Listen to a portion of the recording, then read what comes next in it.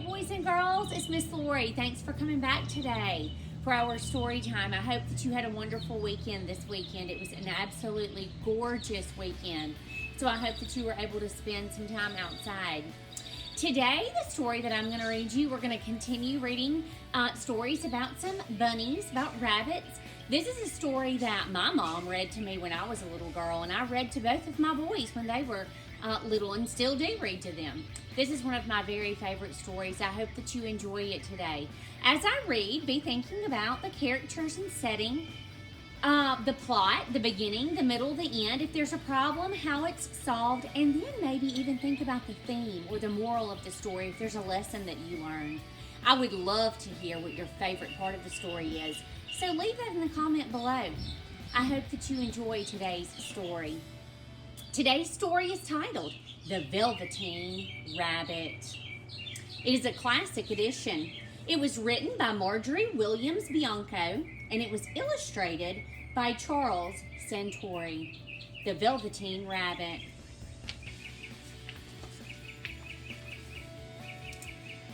There was once a Velveteen Rabbit, and in the beginning, he was really splendid. He was fat and bunchy as a rabbit should be. His coat was spotted brown and white. He had real thread whiskers, and his ears were lined with pink satin. On Christmas morning, he sat wedged in the top of the boy's stocking with a sprig of holly between his paws.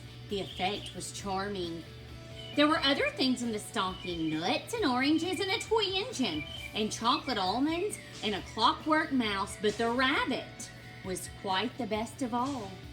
For at least 2 hours, the boy loved him, and then aunts and uncles came to dinner, and there were great rustling of tissue paper and unwrapping of parcels, and in the excitement of looking at all of the new presents, the Velveteen Rabbit was forgotten.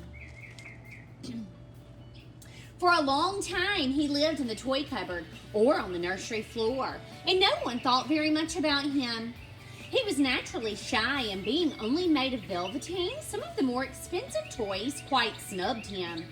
The mechanical toys were very superior and looked down upon everyone else. They were full of modern ideas, and they pretended they were real.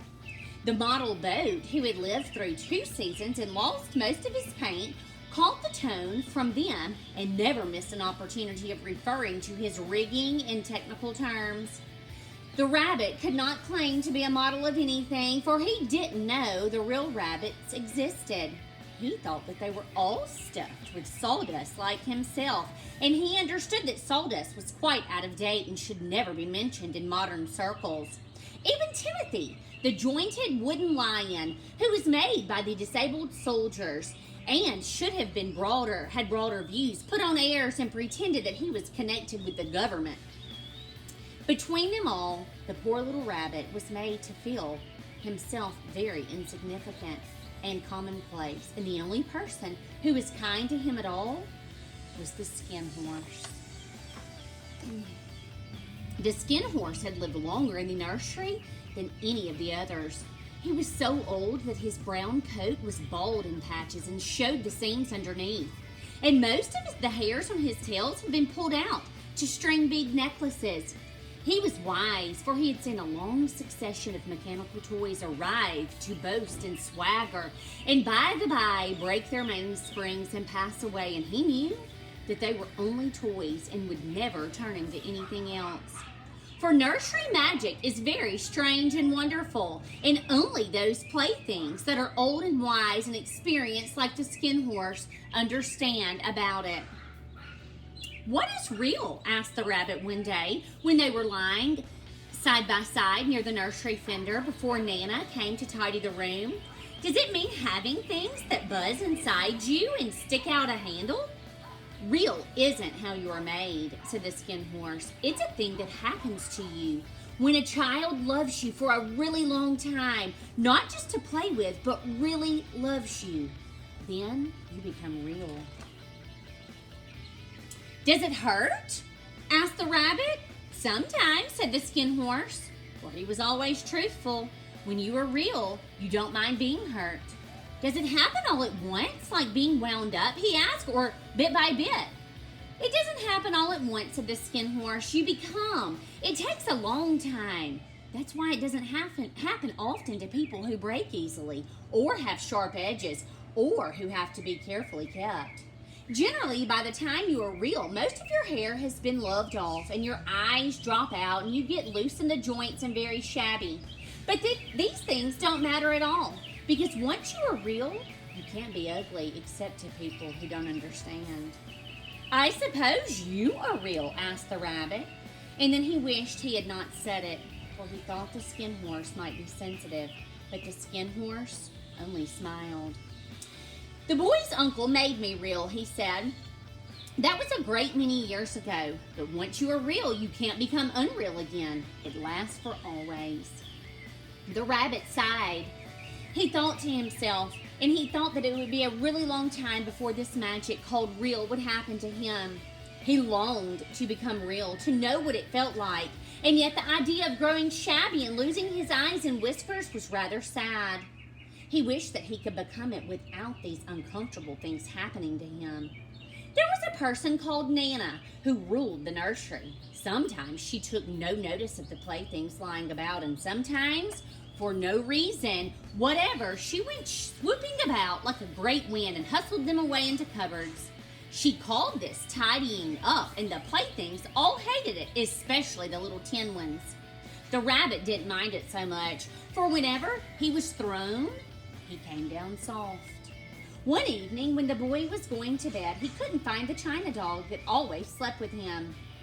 Nana was in a hurry, and it was too much trouble to hunt for china dogs at bedtime, so she simply looked about her, and seeing that the only toy in the cupboard door and that it stood wide open, she made a swoop. "Here," she said, "take your old bunny. He'll do to sleep tonight." And she dragged the rabbit out by one ear and put him into the boy's arms. That night, and for many nights after, the Velveteen Rabbit slept in the boy's bed.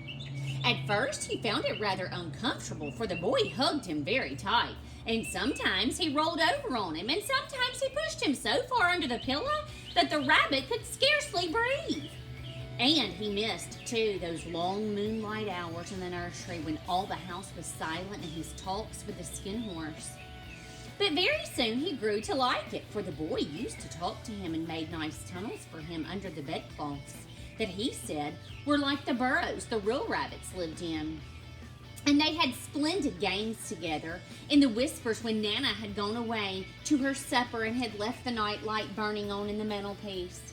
And when the boy dropped off to sleep, the rabbit would snuggle down close under his little warm chin and dream, with the boy's hands clasped around him all night long.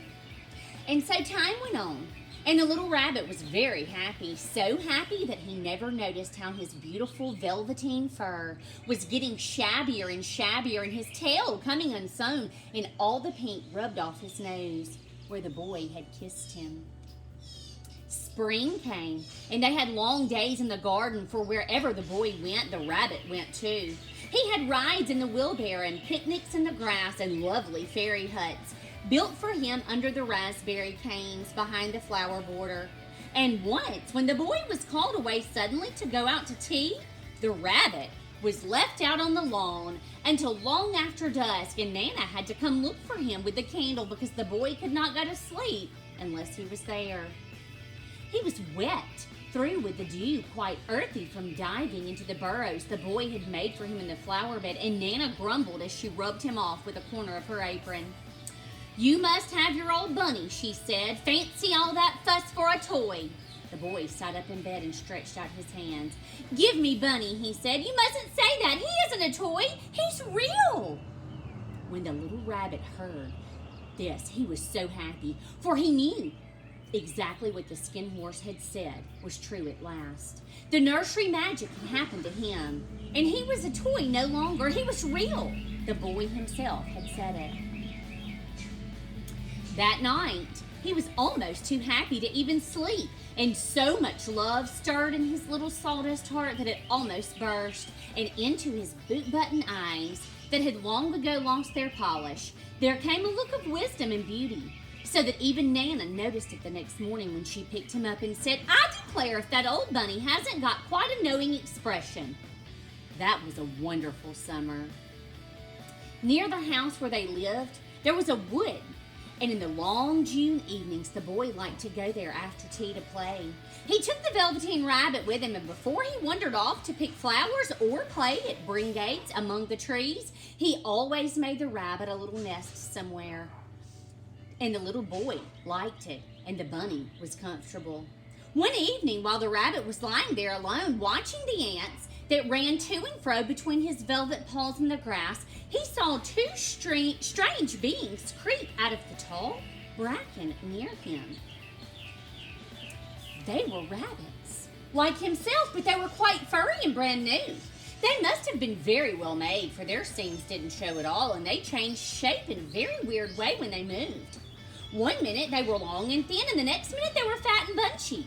Instead of always staying the same like he did, their feet patted softly on the ground and they crept quite close to him, twitching their noses, while the rabbit stared hard to see which side the clockwork struck out, for he knew that people who jump generally have something to wind them up. But he couldn't see it. They were evidently a new kind of rabbit altogether.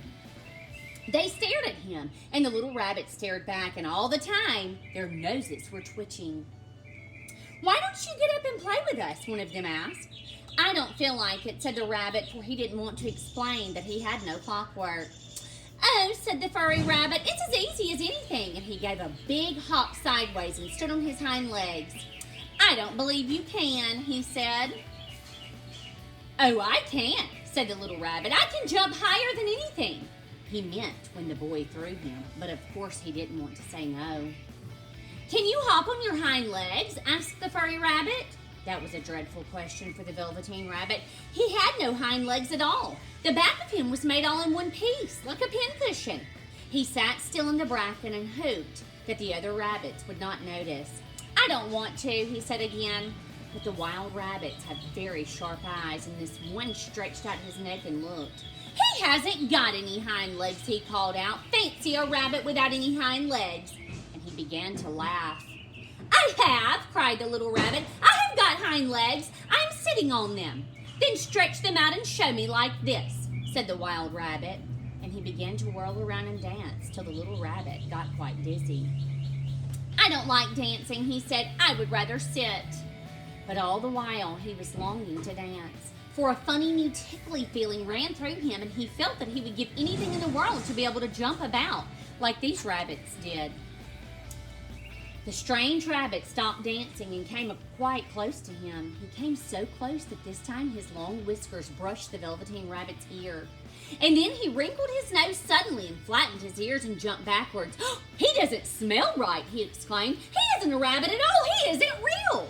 "I am real," said the little rabbit. "I am real. The boy said so." And he nearly began to cry. Just then there was a sound of footsteps, and the boy ran past